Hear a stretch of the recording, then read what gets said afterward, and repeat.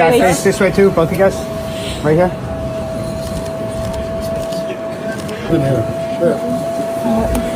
Jack Della Maddalena looks locked in as he gears up for the biggest fight of his career against Islam Makhachev. In recent interviews, Jack's calm confidence has stood out with no trash talk, but just focus. He's been open about the courage it takes to face a dominant champ like Islam, showing he's not backing down from anyone. All round, like definitely the striking for sure. Yeah. Like he's better striking than Khabib, I think. More cleaner striking than Khabib. Yeah, more weapons, more cleaner. It's not as rushing as Khabib, you know. So yeah, he's definitely improved. Like you look at his first fight compared to where he's at now, it's a lot better. And you got to think when he's stepping up to welterweight, he'll be in better shape, like almost better shape, I would think. Like how tall is he? He's probably a bit shorter than me, maybe similar height though.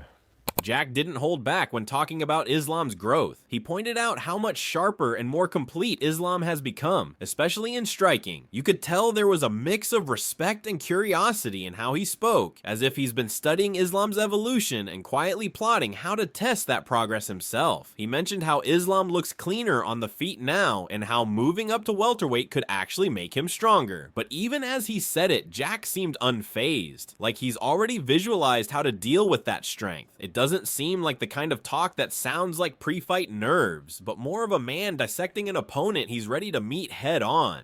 When it comes to your training camp, you know, there's wrestling and then there's the Dagestani style, and that particular style that they have. What are you guys doing in your camp to sort of be ready for that, especially with the attention to detail? They have too much away. That you have to. No, you don't have to give too much away. Yeah, I mean, it's just sort of like, obviously... You guys brought people in, or...? No, it's much the same crew, team as usual. We've got Craig Jones coming in, I think, next week. He's going to help us out. Like, he's... he obviously knows grappling, like, the intricate details of grappling, so... But yeah, we're just working on different stuff. Sort of, I think, like, fighting those, you got to sort of think outside the box. Like, they've seen it all, you know, like, Makhachev's seen it all. So you got to... think a little bit outside the box, but I got some things that I think will work well, and then Craig will come over and help. Jack also explained how he's preparing for the Dagestani style. No dramatic talk about bringing in a massive new team, but just steady work with familiar faces and the addition of Craig Jones to sharpen the finer details. It showed how grounded his preparation really is. He admitted that fighters like Islam have seen every setup and counter before, which is why his focus has been on creativity and thinking outside the box. There was this sense that Jack wants to catch Islam with something he won't see coming, something fresh that can't be studied on tape. Do you guys do much, you and your coaching staff do much when it comes to sports psychology? Nah, nothing. Never, never. Yep, never have. Just, we discuss, I don't know, I guess we do our own sort of, a bit of visualization. But nah, not really. We discuss it a lot, but we've never gone outside of just me and him and got someone else involved. He also said that he doesn't rely on sports psychologists or fancy mental coaches. He keeps it simple, working through visualization with his own team, trusting his instincts and discipline. There's something raw about that approach. It fits who he is, calm, composed, and ready to show that he's not just another challenger stepping into the cage with Islam. After that, when Islam finally talked about Jack, it didn't sound like he was trying to start anything. He acknowledged Jack's sharp boxing and clean timing, almost like he admired it, but made it clear that when it comes to wrestling, he operates on a different level. You could sense that he's been analyzing Jack for weeks, quietly figuring out how to dismantle his rhythm once they're locked in together. As you got into studying Jack a little bit more, obviously you were aware of who he was. You had watched him fight before, but when you get into camp and you're really watching him, what stood out to you? Honestly, I watch all his fight. He's good. Striking is good. His boxing is very good, and his wrestling not so good, but he good in the ground. He know how to defend, how to escape, how to get up. He have good skills in the ground also. But I saw his wrestling just not good, but he know how to defend. And he's striking really good. That's why he's one of the best in the world, and he's the world champion right now. What about He spoke about how Jack's past opponents usually end up on the mat, but this time he hinted that things would play out differently. There was no bragging, just quiet certainty. Islam talked about how once he gets someone to the ground, it's only a matter of time. That calm tone of his made it sound less like a threat and more like a statement of fact. his wrestling isn't good? What is he doing wrong?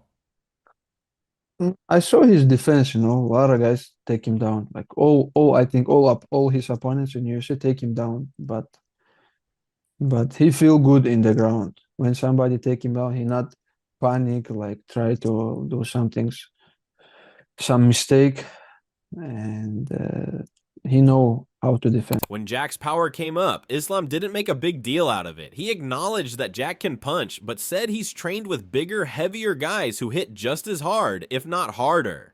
The way he said it, you could tell he's already sized up the risk and decided it's nothing he hasn't handled before. What about the power? I mean, I talked about like the ability to wrestle guys and trying to get them down. The punching power at 170. He's not like some guy who have like crazy power, like and he not so big in this division. Like for example, Bilal, he have like Jinnah, he have like power, like Kamaru Usman. This guy has like good power, but I don't think like Jack have some more than me. He also revealed that he and Khabib have a game plan in place, one they've been refining quietly. If he can push Jack's pace and drain that energy, the finish will come. Whether it's a choke or another submission, he didn't specify. He didn't have to. The confidence in his voice told the whole story. What has been Habib's biggest message to you during this camp? It's not secret. He told me like take him down, try to take him down and make him tired there. And I think I can finish him in the ground, I can choke him, do some like armbar some things, because I feel, I saw his skills in the ground. He good, but I have something more.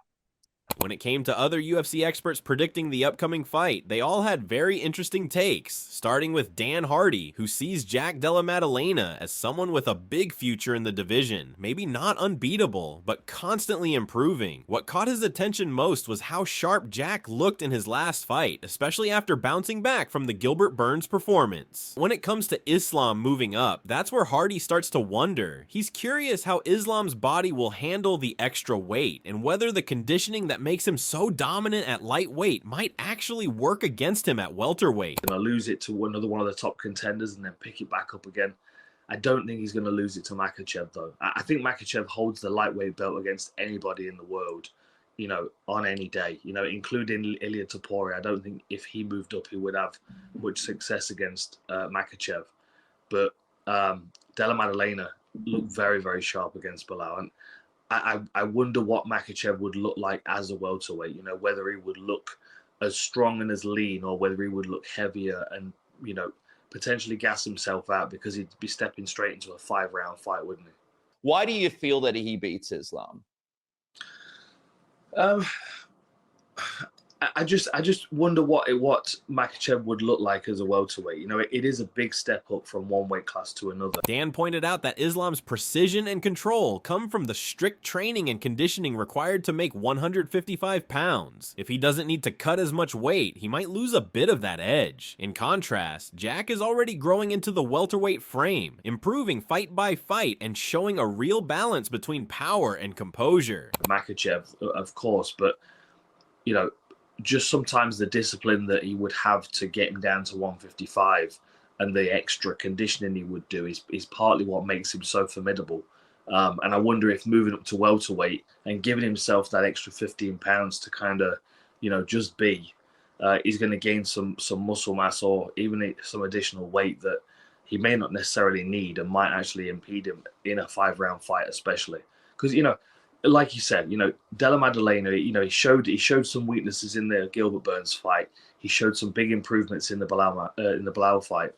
You've got to you've got to think that that trajectory is going to continue on and he's going to be better again the next time around. Demetrius Johnson pointed out that Islam tends to focus on takedowns in open space, rather than relying on the cage, which could give JDM real trouble. Once Islam gets that grip, he doesn't rush. Rather, he waits, adjusts, and locks in the choke like it's second nature. Johnson hinted that if Jack tries to wrestle up the wrong way, that could be his undoing. Okay, runs the pipe, gets him. Now, this is where he can take JDM, and once again, he shot outside in the middle of the octagon, not against the cage. Where JDM, when he gets taken down, it's not against his back against the cage. It's always in the middle of the octagon, in an open space where he doesn't have the cage to protect him. Let's continue. See how this goes. Gets it. Now this is Islam's world. I've grappled him. They spend so much time here that this is just routine for them. He also talked about how JDM's best chance is to stay composed on the ground and not to rush or to wrestle up too early, because once you give Islam your head and arm, it's over. You could see how easily that played out in the clip he broke down, and Johnson didn't need to spell it out. The footage said everything. So if JDM wants to get up, right, he's got to go for the legs. He created space with the frames. Right? He created space here. This knee comes in. Bring this. You shove this leg inside right here and start attacking a heel hook, whatever. Then, if you guys watch the fight with Umar Nurmagomedov versus Mario Bautista, Mario attacked his legs. When you attack his legs, they have to either flee or they have to bury on top of you, and it keeps your back against the canvas. So when an athlete comes up to try to wrestle up, you're giving your head and your arm, and that's how you got me. When you give them your head and arm, you're basically giving them everything they want. Merab does the same thing. They hover over top of you, wait till you make a big move, a big mistake. Then once you try to get away, like this, boom, right here. He's gonna come in like a missile, trying to land on its target. Tim Welch pointed out something that stood out about Jack's defense. He mentioned how Jack doesn't rely on traditional down blocking. Instead, he uses his arms and positioning like a boxer to control distance. He really seemed impressed by that calm, methodical movement. The way Jack stays sharp without waste. What really caught his eye was that sequence with the John Wayne sweep. He got pretty animated, breaking it down, showing how Jack used it to stand back up late in the fight. Tim clearly thought that kind of movement with using creative jiu-jitsu instead of basic wrestling might be Jack's best chance to escape Islam's top control. He didn't spell it out fully, but the way he emphasized it said enough. That's it right there. So look, his feet go on the outside. Watch Jack's right frame, half guard right frame. He pushes off the mat with his hips. Both feet are pushing off the mat, bumping his hips. Forces Bilal with his right arm. To press out, to post out, to stop himself from getting swept. And then Jack uses his right arm to stiff arm. Right arm to stiff arm right here. Thompson kept it simple but honest. He said this fight isn't one of those easy to call matchups where you can just look at the stats and predict the winner. It all depends on who sticks to their game plan once that cage door closes. Still, when pushed to make a pick, he leaned toward Jack Della Maddalena, believing Jack's sharp timing and composure could make things interesting. I mean, I think he could. He can. He can win this fight. It's not a for sure thing. It's not one of those like on paper, oh, he's going to just beat him. No, he can win it. It all depends on who shows up and who sticks to their game plan. Okay, but if you had to give a lean, if you had to pick someone, who would you pick? I'm going to go for JDM. He also highlighted that Islam isn't going to hesitate with his takedowns and grappling, approaching the fight with that patient, relentless style that Khabib made famous. Elijah left it clear that it's a matchup where who imposes their style first could decide a lot, and the fight might come down to these subtle strategic battles rather than flashy moments. But he went out there when he fought Jack, and he went out there trying to prove the fans that he can strike, which I think that kind of hurt him.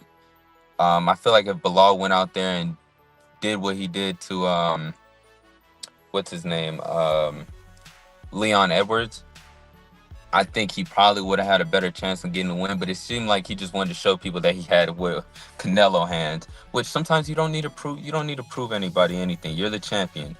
You don't have to prove anything to somebody who's trying to take your spot. You just got to go out there and fight your game. If they stop it, then we move on to something different. But I think Elijah Smith thinks the key to this fight is mindset and strategy. He pointed out that in Jack's previous fights, some opponents went out trying to prove something to the fans, which actually worked against them. He expects Islam to stick to his usual disciplined approach, not overcomplicating things or trying to show off, but just executing his game plan patiently and smartly. Islam is that type of guy where he's not going to be scared to take you down or shoot repetitively, almost in that